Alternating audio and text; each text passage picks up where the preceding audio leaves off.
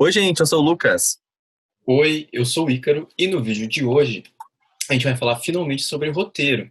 E bom, a gente vai começar jogando o telespectador direto dentro de um roteiro para ver se vocês se familiarizam mais rápido. Mas assim, a gente escolheu o roteiro do Cidade de Deus e a primeira cena do filme do Cidade de Deus. Então assim, é bem diferente, para quem nunca viu um roteiro, é bem diferente do que se apresenta num livro, num conto, numa crônica ou em qualquer outro tipo de mídia de gênero escrito, porque ele não é o produto final. O produto final vai ser o filme, e o roteiro geralmente tem a intenção de orientar o diretor ou quem vai produzir o filme como fazer essa cena.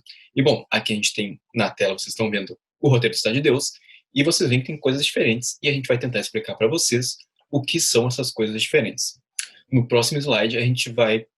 Bom, é assim, quando a gente for escrever uma cena de um roteiro, a gente vai ter que botar um número, a gente vai ter que botar se essa cena é externa ou interna, e a gente vai ter que pôr onde essa cena está acontecendo e em que momento do dia essa cena está acontecendo. Isso é o básico, é o padrão, pode se apresentar diferente, mas geralmente acontece assim. Então, bom, nós temos um número, e esse número é o número da cena, se é cena 1, se é cena 20, se é cena 50, em que ponto a gente está para a gente se achar no meio do roteiro. Depois disso, a gente põe se é uma cena interna ou se é uma cena externa. A cena interna vai ser representada com INT e a cena externa vai ser representada com EXT. Então, assim, pode ter exemplos diferentes, mas geralmente ou é uma cena fechada dentro de um ambiente fechado ou no ambiente aberto. Aqui, como a gente está no campus central da URGS, é uma cena externa, porque estamos no campus, não estamos em nenhum prédio específico, estamos no campus. E bom, daí tu coloca o local que essa cena será feita, e no fim a gente coloca se é dia ou se é noite para ajudar na questão da iluminação do filme. Mas pode ser muito mais específico, pode ser fim de tarde. A gente quer pegar o pôr do sol. Então, fim de tarde, cena 1, externa, campo central da URGS, fim de tarde. Espero que tenha ficado claro. Qualquer coisa, mande e-mail que a gente conversa. E daí a gente vai voltar para o roteiro do Cidade de Deus para mostrar um outro quesito que é o diálogo. Bom, aqui vocês estão vendo a segunda cena. No Cidade de Deus a gente tem externa, é uma rua próxima, de onde os personagens estão, e é dia. Então, assim, quando é um diálogo, é o nome de quem está falando, em caps lock, então todas as letras maiúsculas, centralizados, e embaixo o que a pessoa está falando. Então, bem diferente do que acontece num livro, assim. E daí a gente vai seguir, vamos adiante. Tem a questão da adaptação de livro em roteiro, Lucas. Isso, na verdade, nós trouxemos aqui o Cidade de Deus até para conseguir fazer essa transição e mostrar para vocês, né, a questão da obra, do livro escrito e de como isso ficou no roteiro. O Icaro deu um panorama ali, né, da formatação do roteiro e a gente sugere que vocês procurem roteiros, né, é fácil de encontrar em vários sites por aí, vocês encontram roteiros diferentes de filmes, enfim, nacionais ou internacionais, e todos vão seguir essa mesma formatação, então é mais uma questão de entrar em contato com o gênero mesmo, para aprender um pouco sobre essa estrutura. Essa questão da adaptação é bem polêmica, na verdade, né? Às vezes a gente lê uma obra e sai um filme, sai uma série da obra, a gente fica um pouco frustrado, espera uma coisa, espera outra, mas tem que levar em consideração que uma adaptação é, antes de tudo, uma leitura também, né? E é um outro tipo de mídia, é aquela história, como o Icaro falou, o roteiro ele não é um produto final, né? Tem muita gente envolvida na produção de um filme, tem fotografia, tem figurino, né? Tem toda uma concepção de espaço, às vezes num parágrafo, né? Tem 2, 3 páginas de descrição de um espaço que um filme resolve tudo com uma cena de 2 segundos mostrando aquele espaço, né? Então é uma questão de adaptação mesmo, a gente tem que levar em consideração quando está lendo um livro, um romance, enfim, uma narrativa mais clássica, assim, e assistindo um filme, olhando um roteiro, que é um formato textual diferente, né, Icaro? É isso. E a gente trouxe agora, então, essa questão de adaptação.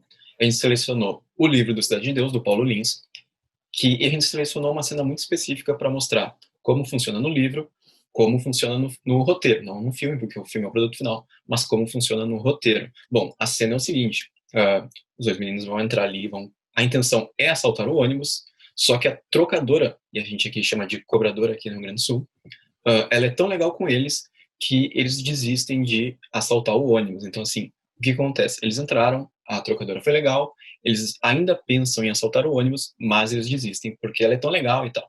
Isso vai mudar no filme, mas o que é importante mostrar aqui é que o filme não tem como entrar na cabeça dos personagens.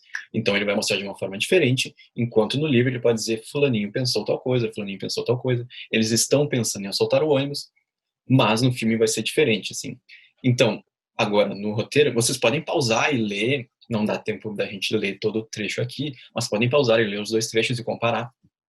Então, assim, no roteiro, começamos como a gente mostrou, é uma cena interna, porque estamos dentro do ônibus, e é de noite. E daí o Buscapé e o Brabantinho vão entrar no ônibus e querem assaltar o ônibus. E só que, o que muda?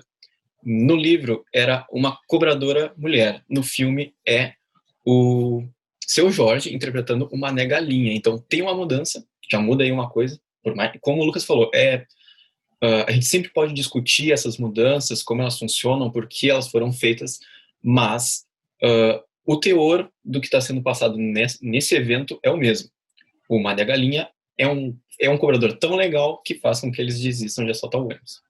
E daí a gente tem na próxima o outro trechinho do livro, o trecho final dessa cena, que a cobradora está reclamando que não aguenta mais o serviço, está trabalhando demais, os meninos se comovem com ela e pensam, quando eles levantam, até quando eles levantam, eles vão assaltar o ônibus, mas a cobradora diz, já vai com Deus. Então, assim, dá aquele calorzinho no coração deles, e eles pensam, não vamos assaltar, vamos só sair e assaltar o próximo. E acontece uma coisa muito semelhante no roteiro, só que é diferente, assim, porque o Mané Galinha é bom de briga, mas é um cara da paz, então ele só briga quando for muito necessário. E eu não sei se isso muda. Quando eu assisti, eu pensei que sim, eu pensei que eles teriam mudado de ideia por ele ser bom de briga, mas agora eu vejo que talvez seja por ele também ser um cara muito legal, um cara da comunidade deles. E eles desistem de assaltar o ônibus. Então a gente viu, se vocês pausarem, vocês leem, a gente viu a mesma cena no livro e no roteiro para ver como tem umas diferenças, mas ela se mantém, assim. Para mim, ela se mantém, Lucas. É a mesma coisa. A essência se mantém, né? O legal também é que o Mané Galinha fala, né? Tu é bom de briga, então? Ele fala, eu sou da paz, meu irmão, mas se precisar, parece que ele meio que se oferece também, né? Tipo, então rola ali uma identificação, até porque eles pertencem ao mesmo universo, então essas questões, né, na questão da adaptação, talvez tenha sido mais relevante, né, pro roteirista, pro diretor, fazer essa troca do personagem para transparecer mais essa ligação entre os dois que queriam assaltar e o trocador-cobrador, como a gente fala aqui, né?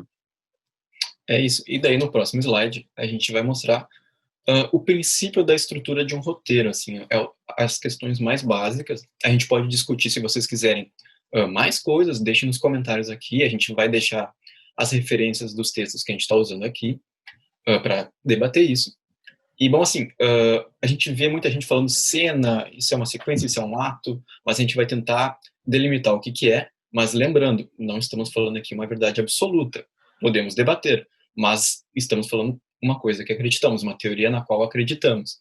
Então, assim, a cena é o conjunto, não diria o conjunto mais básico, porque ela envolve muitas coisas, mas ela vai acontecer no mesmo espaço, dentro de um tempo determinado, e essa cena vai levar a um evento. E quando uma cena for levada a um evento, vai significar necessariamente algo acontecendo, vai significar mudança, e a gente vai sair de um ponto ao outro. Então, a cena é o pedacinho mais pequenininho, e o evento vai fazer com que a história se movimente. A gente precisa que a história se movimente, senão a gente fica parado na história, não acontece nada. E depois do evento, a gente tem uma sequência, na qual estão vários eventos dentro daquela sequência, que vai continuar nos movendo para frente em direção aonde o roteirista ou o diretor roteirista, pode ser um diretor roteirista, pode ser apenas um roteirista, mas a pessoa que está contando a história, para onde a pessoa que está contando a história deseja ir, e vai culminar em alguns fatos que serão muito interessantes para a história num todo, e geralmente vão ter 3 atos. Eu falei geralmente, pode não ser tão geralmente assim, pode, hoje em dia, então, tá bem diferente, pode ter, sei lá, quantos atos as pessoas quiserem, mas num padrão mais clássico são 3 atos, e dentro de cada ato nós temos sequências, que dentro de cada sequência temos eventos, e dentro de cada evento temos cenas, temos algumas cenas. Então, assim, um ato, vamos supor que sejam 3 atos no filme que a gente está imaginando. Vamos ter um clímax, geralmente do meio para o final do filme, pode não ser, mas geralmente do meio para o final do filme, ou bem no finzinho do filme, e esses atos são uma série de sequências que nos levarão a esse clímax. Então, assim, acho que deu para entender, Lucas. Isso, é uma sequência narrativa, né? Na verdade, o roteiro ele vai apresentar, né, essa sequência de ações e num crescente, né? Uma cena que leva a um evento, que leva a uma sequência, que leva a um ato. Essa nomenclatura pode variar um pouco, como o Ícaro falou, dependendo do autor que vocês pegam, até da tradução, né?